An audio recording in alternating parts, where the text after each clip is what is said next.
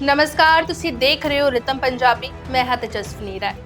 भारत ਦਾ ਸੰਵਿਧਾਨ ਦੇਸ਼ ਦਾ ਸਰਵਉੱਚ ਕਾਨੂੰਨ ਹੈ ਜੋ 26 ਜਨਵਰੀ 1950 ਨੂੰ ਲਾਗੂ ਹੋਇਆ ਸੀ। ਇਹ ਭਾਰਤੀ ਲੋਕਤੰਤਰ ਦੀ ਨੀਂਹ ਹੈ ਜੋ ਦੇਸ਼ ਦੇ ਨਾਗਰਿਕਾਂ ਦੇ ਅਧਿਕਾਰਾਂ ਅਤੇ ਕਰਤੱਵਾਂ ਨੂੰ ਪਰਿਭਾਸ਼ਿਤ ਕਰਦੀ ਹੈ। ਜਦੋਂ ਸੰਵਿਧਾਨ ਲਿਖਿਆ ਗਿਆ ਸੀ ਤਾਂ ਇਸ ਵਿੱਚ ਸੋਸ਼ਲਿਸਟ ਅਤੇ ਸੈਕੂਲਰ ਵਰਗੇ ਸ਼ਬਦ ਨਹੀਂ ਸਨ। ਇਹ ਸ਼ਬਦ 1976 ਵਿੱਚ ਇੰਦਰਾ ਗਾਂਧੀ ਸਰਕਾਰ ਵੱਲੋਂ 42ਵੀਂ ਸੰਵਿਧਾਨਕ ਸੋਧ ਦੇ ਤਹਿਤ ਪ੍ਰਸਤਾਵਨਾ ਵਿੱਚ ਸ਼ਾਮਲ ਕੀਤੇ ਗਏ ਸਨ, ਜਿਸ ਤੋਂ ਬਾਅਦ ਸਮੇਂ-ਸਮੇਂ ਤੇ ਇਸ ਨੂੰ ਲੈ ਕੇ ਵਿਵਾਦ ਖੜਾ ਹੁੰਦਾ ਗਿਆ।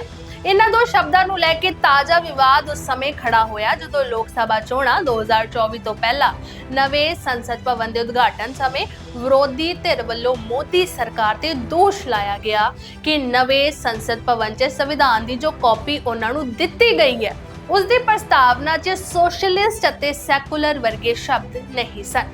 ਹਾਲਾਂਕਿ ਕਿਸੇ ਵੀ ਵਿਰੋਧੀ ਨੇਤਾ ਨੇ ਫਿਰ ਆਪਣੇ ਦਾਅਵੇ ਦੀ ਪੁਸ਼ਟੀ ਲਈ ਕੋਈ ਸਬੂਤ ਪੇਸ਼ ਨਹੀਂ ਕੀਤਾ, ਪਰ ਵਿਰੋਧੀ ਧਿਰ ਦਾ ਇਹ ਦਾਅਵਾ ਹੌਲੀ-ਹੌਲੀ ਜ਼ੋਰ ਫੜਦਾ ਗਿਆ ਅਤੇ 2024 ਦੀਆਂ ਲੋਕ ਸਭਾ ਚੋਣਾਂ ਵਿੱਚ ਵੱਡਾ ਮੁੱਦਾ ਬਣ ਗਿਆ। ਕੁਝ ਸਿਆਸੀ ਮਾਹਿਰਾਂ ਨੇ ਇਸ ਮੁੱਦੇ ਨੂੰ 2024 ਦੀਆਂ ਲੋਕ ਸਭਾ ਚੋਣਾਂ ਵਿੱਚ ਭਾਜਪਾ ਨੂੰ ਘੱਟ ਸੀਟਾਂ ਮਿਲਣ ਦਾ ਕਾਰਨ ਵੀ ਮੰਨਿਆ ਹੈ। ਹੁਣ ਇੱਕ ਵਾਰ ਫਿਰ ਇਹ ਦੋ ਸ਼ਬਦ ਚਰਚਾ ਵਿੱਚ ਨੇ ਕਿਉਂਕਿ ਸੰਵਿਧਾਨ ਦੀ ਪ੍ਰਸਤਾਵਨਾ ਵਿੱਚੋਂ ਸਮਾਜਵਾਦੀ ਅਤੇ ਧਰਮ ਨਿਰਪੱਖ ਸ਼ਬਦਾਂ ਨੂੰ ਹਟਾਉਣ ਲਈ ਸਾਬਕਾ ਰਾਜ ਸਭਾ ਮੈਂਬਰ ਸੁਬਰਾਮਨਿਅਮ ਸਵਾਮੀ, ਐਡਵੋਕੇਟ ਵਿਸ਼ਨੂੰ ਸ਼ੰਕਰ ਜੈਨ ਅਤੇ ਅਸ਼ਵਨੀ ਉਪਾਧਿਆਏ ਵੱਲੋਂ ਸੁਪਰੀਮ ਕੋਰਟ ਵਿੱਚ ਪਟੀਸ਼ਨ ਦਾਇਰ ਕੀਤੀ ਗਈ ਹੈ।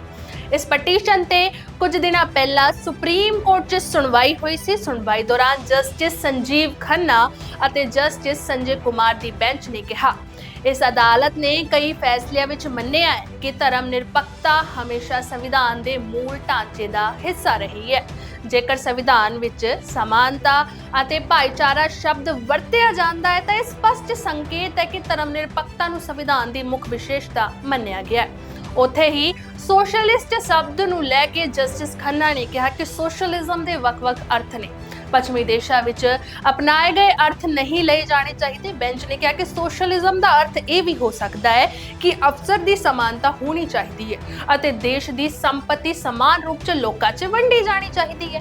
ਅਦਾਲਤ ਨੇ ਪਟੀਸ਼ਨਰਾਂ ਨੂੰ ਪੁੱਛਿਆ ਕਿ ਉਹ ਨਹੀਂ ਚਾਹੁੰਦੇ ਕਿ ਭਾਰਤ ਧਰਮ ਨਿਰਪੱਖ ਰਹੇ। ਪਟੀਸ਼ਨ ਬਾਰੇ ਰਾਜ ਸਭਾ ਦੇ ਸਾਬਕਾ ਸੰਸਦ ਮੈਂਬਰ ਸੁਬਰਾਮਨਿਅਮ ਸਵਾਮੀ ਦਾ ਕਹਿਣਾ ਹੈ ਕਿ ਪ੍ਰਸਤਾਵਨਾ 26 ਨਵੰਬਰ 1949 ਨੂੰ ਕੀਤੀ ਗਈ ਘੋਸ਼ਣਾ ਸੀ, ਇਸ ਲਈ ਬਾਅਦ ਵਿੱਚ ਸੋਧ ਰਾਹੀਂ ਇਸ ਵਿੱਚ ਹੋਰ ਸ਼ਬਦ ਜੋੜਨਾ ਮਨਮਾਨੀ ਸੀ। ਉਹਨਾਂ ਕਿਹਾ ਕਿ ਇਹ ਦਰਸਾਉਣਾ ਗਲਤ ਹੈ ਕਿ ਮੌਜੂਦਾ ਪ੍ਰਸਤਾਵਨਾ ਮੁਤਾਬਕ ਭਾਰਤ ਦੇ ਲੋਕ 26 ਨਵੰਬਰ 1949 ਨੂੰ ਭਾਰਤ ਨੂੰ ਸਮਾਜਵਾਦੀ ਅਤੇ ਧਰਮ ਨਿਰਪੱਖ ਗਣਰਾਜ ਬਣਾਉਣ ਲਈ ਸਹਿਮਤ ਹੋ ਗਏ ਸਨ। ਜਸਟਿਸ ਸੰਜੀਵ ਖੰਨਾ ਅਤੇ ਜਸਟਿਸ ਸੰਜੇ ਕੁਮਾਰ ਦੀ ਬੈਂਚ ਨੇ ਕਿਹਾ ਕਿ ਉਹ ਮਾਮਲੇ ਦੀ ਜਾਂਚ ਕਰਨਗੇ। ਇਸ ਤੇ ਅਗਲੀ ਸੁਣਵਾਈ 18 ਨਵੰਬਰ ਨੂੰ ਹੋਵੇਗੀ। ਪਰ ਜੇਕਰ ਅਦਾਲਤ ਦੀਆਂ ਟਿੱਪਣੀਆਂ ਤੋਂ ਇਲਾਵਾ ਇਸ ਮੁੱਦੇ ਦੀ ਗੱਲ ਕਰੀਏ ਤਾਂ ਗੰਭੀਰ ਸਵਾਲ ਪੈਦਾ ਹੁੰਦੇ ਨੇ। ਸਵਾਲ ਇਹ ਹੈ ਕਿ ਸੰਵਿਧਾਨ ਨਿਰਮਾਤਾਵਾਂ ਨੇ ਜਾਣ-ਬੁੱਝ ਕੇ ਇਹਨਾਂ ਸ਼ਬਦਾਂ ਨੂੰ ਛੱਡ ਦਿੱਤਾ ਸੀ ਅਤੇ ਇੰਦਰਾ ਸਰਕਾਰ ਨੇ ਇਹਨਾਂ ਨੂੰ ਜੋੜਨ ਦਾ ਫੈਸਲਾ ਕਿਉਂ ਕੀਤਾ। ਇੰਦਰਾ ਗਾਂਧੀ ਦੀ ਅਗਵਾਈ ਵਾਲੀ ਸਰਕਾਰ ਨੇ ਐਮਰਜੈਂਸੀ ਦੌਰਾਨ 42ਵਾਂ ਸੰਵਿਧਾਨਕ ਸੋਧ ਪਾਸ ਕੀਤਾ ਸੀ। ਇਸ ਸੋਧ ਤਹਿਤ ਸੰਵਿਧਾਨ ਦੀ ਪ੍ਰਸਤਾਵਨਾ ਵਿੱਚ ਸਮਾਜਵਾਦੀ ਅਤੇ ਧਰਮ ਨਿਰਪੱਖ ਸ਼ਬਦ ਜੋੜ ਦਿੱਤੇ ਗਏ ਸਨ। ਸਮਾਜਵਾਦੀ ਸ਼ਬਦ ਨੇ ਭਾਰਤ ਨੂੰ ਇੱਕ ਸਮਾਜਵਾਦੀ ਰਾਸ਼ਟਰ ਘੋਸ਼ਿਤ ਕਰਨ ਦੇ ਦਾਅਵੇ ਕੀਤੇ ਸਨ, ਜਿੱਥੇ ਵਸੀਲਿਆਂ ਦੀ ਵੰਡ ਬਰਾਬਰੀ ਦੇ ਆਧਾਰ ਤੇ ਹੋਵੇਗੀ। ਇਸ ਦੇ ਨਾਲ ਹੀ ਧਰਮ ਨਿਰਪੱਖ ਸ਼ਬਦ ਨਾਲ ਭਾਰਤ ਨੂੰ ਇੱਕ ਧਰਮ ਨਿਰਪੱਖ ਰਾਸ਼ਟਰ ਮੰਨਿਆ ਜਾਂਦਾ ਸੀ, ਜਿੱਥੇ ਰਾਜ ਦਾ ਕੋਈ ਅਧਿਕਾਰਤ ਧਰਮ ਨਹੀਂ ਹੋਵੇਗਾ ਤੇ ਸਾਰੇ ਧਰਮਾਂ ਨੂੰ ਬਰਾਬਰ ਦਾ ਸਤਿਕਾਰ ਮਿਲੇਗਾ। ਪਰ ਇਸ ਦੇ ਨਾਲ ਹੀ ਸਵਾਲ ਉੱਠਣੇ ਸ਼ੁਰੂ ਹੋ ਗਏ ਕਿ ਕੀ ਇਹ ਸ਼ਬਦ ਸੰਵਿਧਾਨ ਵਿੱਚ ਸ਼ੁਰੂ ਤੋਂ ਹੀ ਹੋਣੇ ਚਾਹੀਦੇ ਸਨ। ਸੰਵਿਧਾਨ ਨਿਰਮਾਤਾ ਡਾਕਟਰ ਭੀਮ ਰਾਓ ਅੰਬੇਡਕਰ ਅਤੇ ਉਹਨਾਂ ਦੀ ਟੀਮ ਨੇ ਸ਼ੁਰੂ ਵਿੱਚ ਇਹ ਸ਼ਬਦ ਕਿਉਂ ਨਹੀਂ ਜੋੜੇ ਅਤੇ ਉਹਨਾਂ ਨੂੰ ਸ਼ਾਮਲ ਕਰਨ ਪਿੱਛੇ ਇੰਦਰਾ ਗਾਂਧੀ ਦੀ ਸਰਕਾਰ ਦਾ ਕੀ ਮਕਸਦ ਸੀ। ਇਸ ਸੰਦਰਭ ਵਿੱਚ ਇੱਕ ਹੋਰ ਵੱਡਾ ਵਿਵਾਦ ਉਦੋਂ ਖੜਾ ਹੋ ਗਿਆ ਜਦੋਂ ਅਮਰੀਕੀ ਖੁਫੀਆ ਏਜੰਸੀ CIA ਵੱਲੋਂ ਕੁਝ ਦਸਤਾਵੇਜ਼ਾਂ ਵਿੱਚ ਦਾਅਵਾ ਕੀਤਾ ਗਿਆ ਕਿ ਇੰਦਰਾ ਗਾਂਧੀ ਸਰਕਾਰ ਨੇ ਸੋਵੀਅਤ ਯੂਨੀਅਨ ਦੇ ਪ੍ਰਭਾਵ ਹੇਠ ਸੰਵਿਧਾਨ ਵਿੱਚ ਸਮਾਜਵਾਦੀ ਸ਼ਬਦ ਸ਼ਾਮਲ ਕੀਤਾ ਸੀ। ਇਹ ਦਾਅਵਾ ਉਸ ਸਮੇਂ ਦੀ ਵਿਸ਼ਵ ਰਾਜਨੀਤੀ ਅਤੇ ਭਾਰਤ ਦੀ ਵਿਦੇਸ਼ ਨੀਤੀ ਬਾਰੇ ਵਿਵਾਦ ਪੈਦਾ ਕਰਦਾ ਹੈ। ਸੋਵੀਅਤ ਯੂਨੀਅਨ ਉਸ ਸਮੇਂ ਭਾਰਤ ਦਾ ਨਜ਼ਦੀਕੀ ਸਹਿਯੋਗੀ ਸੀ ਅਤੇ ਉਸ ਤੇ ਇੰਦਰਾ ਗਾਂਧੀ ਦੀਆਂ ਨੀਤੀਆਂ ਨੂੰ ਪ੍ਰਭਾਵਿਤ ਕਰਨ ਦਾ ਦੋਸ਼ ਸੀ। ਹਾਲਾਂਕਿ ਇਹ ਸਵਾਲ ਅਜੇ ਵੀ ਢੁਕਵਾਂ ਹੈ ਕਿ ਕੀ ਸੰਵਿਧਾਨ ਦੇ ਨਿਰਮਾਤਾਵਾਂ ਨੇ ਜਾਣ-ਬੁੱਝ ਕੇ ਸ਼ਬਦ ਛੱਡ ਦਿੱਤੇ ਅਤੇ ਇੰਦਰਾ ਸਰਕਾਰ ਨੇ ਇਹਨਾਂ ਨੂੰ ਜੋੜਨ ਦਾ ਫੈਸਲਾ ਕਿਉਂ ਕੀਤਾ। ਇੱਕ ਹੋਰ ਵੱਡਾ ਸਵਾਲ ਇਹ ਉੱਠਦਾ ਹੈ ਕਿ ਕੀ ਸੈਕੂਲਰ ਸ਼ਬਦ ਦੀ ਪਾਲਣਾ ਕਰਨ ਦੀ ਜ਼ਿੰਮੇਵਾਰੀ ਸਿਰਫ ਹਿੰਦੂਆਂ ਦੀ ਹੀ ਹੈ। ਭਾਰਤ ਦਾ ਸੰਵਿਧਾਨ ਹਰ ਨਾਗਰਿਕ ਲਈ ਬਰਾਬਰ ਦੇ ਅਧਿਕਾਰਾਂ ਅਤੇ ਫਰਜ਼ਾਂ ਦੀ ਗੱਲ ਕਰਦਾ ਹੈ, ਪਰ ਸੈਕੂਲਰਿਜ਼ਮ ਦੇ ਸਿਧਾਂਤ ਨੂੰ ਸਾਰੇ ਧਾਰਮਿਕ ਸਮੂਹਾਂ ਤੇ ਕਿਵੇਂ ਲਾਗੂ ਕਰਨਾ ਹੈ, ਇਹ ਇੱਕ ਗੁੰਝਲਦਾਰ ਮਸਲਾ ਬਣ ਗਿਆ ਹੈ। ਇਹ ਕਈ ਵਾਰ ਦੇਖਿਆ ਗਿਆ ਹੈ ਕਿ ਇਸਲਾਮ ਅਤੇ ਈਸਾਈ ਧਰਮ ਦੇ ਪੈਰੋਕਾਰ ਸੈਕੂਲਰਿਜ਼ਮ ਦੀ ਵਿਚਾਰਧਾਰਾ ਬਾਰੇ ਵੱਖੋ ਵੱਖਰੇ ਨਜ਼ਰੀਏ ਅਪਣਾਉਂਦੇ ਨੇ। ਇਹ ਵੀ ਦਲੀਲ ਦਿੱਤੀ ਜਾਂਦੀ ਹੈ ਕਿ ਹਿੰਦੂ ਧਰਮ ਕੁਦਰਤ ਵੱਲੋਂ ਸਹਿਨਸ਼ੀਲ ਅਤੇ ਬਹੁਲਵਾਦੀ ਹੈ, ਇਸ ਲਈ ਹਿੰਦੂ ਸਮਾਜ ਤੇ ਧਰਮ ਨਿਰਪੱਖਤਾ ਦੀ ਪਾਲਣਾ ਕਰਨ ਦਾ ਵਧੇਰੇ ਦਬਾਅ ਹੈ। ਪਰ ਇਸ ਦੇ ਉਲਟ ਮੁਸਲਿਮ ਅਤੇ ਈਸਾਈ ਭਾਈਚਾਰਿਆਂ ਨਾਲ ਸੰਬੰਧਿਤ ਕੁਝ ਤੱਤ ਸਮੇਂ-ਸਮੇਂ ਤੇ ਅਜਿਹੀਆਂ ਗਤੀਵਿਧੀਆਂ ਵਿੱਚ ਸ਼ਾਮਲ ਹੁੰਦੇ ਨੇ ਜੋ ਧਰਮ ਨਿਰਪੱਖਤਾ ਦੇ ਸਿਧਾਂਤ ਦੇ ਉਲਟ ਮੰਨੀਆਂ ਜਾਂਦੀਆਂ ਨੇ।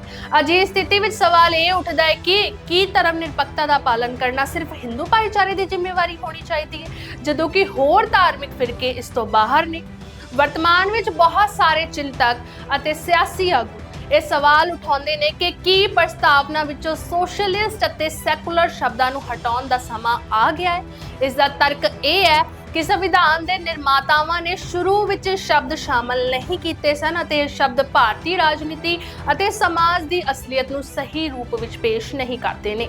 ਭਾਰਤ ਦਾ ਸੰਵਿਧਾਨ ਇੱਕ ਜਿਉਂਦਾ ਜਾਗਦਾ ਦਸਤਾਵੇਜ਼ ਹੈ ਜਿਸ ਵਿੱਚ ਸਮੇਂ-ਸਮੇਂ ਤੇ ਸੋਧ ਕੀਤੀ ਜਾਂਦੀ ਹੈ, ਪਰ ਸੋਸ਼ਲਿਸਟ ਅਤੇ ਸੈਕੂਲਰ ਸ਼ਬਦਾਂ ਨੂੰ ਸ਼ਾਮਲ ਕਰਨਾ ਅਤੇ ਇਹਨਾਂ ਤੇ ਚੱਲ ਰਹੀ ਬਹਿਸ ਇਹ ਦਰਸਾਉਂਦੀ ਹੈ ਕਿ ਭਾਰਤ ਦੇ ਸਮਾਜਿਕ, ਧਾਰਮਿਕ ਅਤੇ ਰਾਜਨੀਤਿਕ ਢਾਂਚੇ ਨੂੰ ਲੈ ਕੇ ਡੂੰਘਾ ਵਿਚਾਰਧਾਰਕ ਟਕਰਾਅ ਚੱਲ ਰਿਹਾ ਹੈ। ਇਹਨਾਂ ਸ਼ਬਦਾਂ ਨੂੰ ਸੰਵਿਧਾਨ ਵਿੱਚ ਥਾਂ ਹੋਣੀ ਚਾਹੀਦੀ ਹੈ ਜਾਂ ਨਹੀਂ, ਇਹ ਵੱਡਾ ਸਵਾਲ ਹੈ, ਪਰ ਇਹ ਜ਼ਰੂਰੀ ਹੈ ਕਿ ਇਸ ਤੇ ਖੁੱਲੀ ਚਰਚਾ ਅਤੇ ਬਹਿਸ ਹੋਵੇ ਤਾਂ ਜੋ ਭਾਰਤ ਦੀ ਵਿਭਿੰਨਤਾ ਅਤੇ ਸੰਵਿਧਾਨ ਦੀ ਮੂਲ ਭਾਵਨਾ ਨਾਲ ਕੋਈ ਸਮਝੌਤਾ ਨਾ ਹੋਵੇ।